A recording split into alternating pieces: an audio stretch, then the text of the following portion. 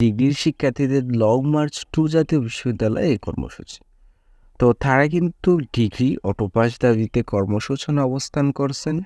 And তারা কিন্তু এখানে সরাসরি বলেছে ডিগ্রির শিক্ষার্থীদের অবমানবিক হয়রানি স্টেশন জট ও বৈষম্য নিরসন সহ অটো প্রমোশনের এক দফা দাবিতে তারা লং মার্চ টু জাতীয় বিশ্ববিদ্যালয় অভিমুখে নতুন কর্মসূচি ঘোষণা করেছে ডিগ্রি বৈষম্য ছাত্ররা।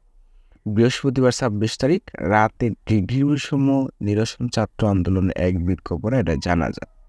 তারা কিন্তু আরও বলে, এতে বলা হয় যে কর্মসূচির অংশ হিসেবে রবিবার ২৯ সেপ্টেম্বর সারা দেশে যেসব স্থান আমাদের ডিগ্রি বৈষম্য নিরসন ছাত্র আন্দোলন হয়েছে সেসব পয়েন্ট থেকে জাতীয় বিশ্ববিদ্যালয় অভিমুখে নতুন কর্মসূচি পালিত হবে।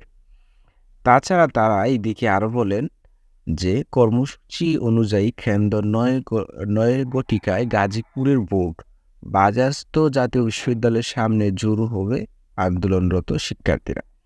এদিকে সারা দেশে জুড়ে ডিগ্রি ছাত্রছাত্রীরা হয়রানি, স্টেশন জট, ৩ বর্ষের ফাইনাল শিক্ষার্থীদের অটো পাস প্রমোশন দাবিতে আন্দোলনরত শিক্ষার্থীদের সাথে একাত্মতা পোষণ করেছেন প্রথম ও দ্বিতীয় বর্ষের শিক্ষার্থীরা।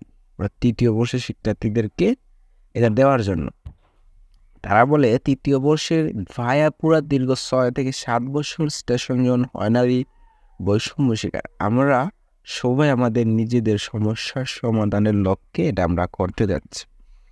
প্রসঙ্গে ডিগ্রি শিক্ষার্থীদের হয়রানি ও নিরসনের ডিগ্রি প্রথম ও দ্বিতীয় বর্ষের ফলাফল ভিত্তিতে তৃতীয় বর্ষের চূড়ান্ত ফলাফল প্রকাশের দাবিতে আন্দোলন করেছেন ডিগ্রি তৃতীয় বর্ষেরা। এবং তারা কিন্তু গত ৫ সেপ্টেম্বর শুরু হয়, মঙ্গলবার ১৭ সেপ্টেম্বর ডিগ্রি বৈষম্য নিরসন ছাত্র আন্দোলন এরা শুরু করে তারা। এবং তারা এটাও বলে যে আমাদের রেজিস্ট্রেশন কার্ডের মেয়াদ ২৫ সাল পর্যন্ত। ঠিক আছে, এইটুক পর্যন্ত তারা বলেন। অ্যান্ড তাদের খুব দ্রুতই অটোপাস দেওয়ার জন্য তারা এটা জানিয়েছেন। তো কর্মসূচিতে সরকার কি জানায় সেটা আমি পরবর্তীতে জানিয়ে দেবো সবাইকে।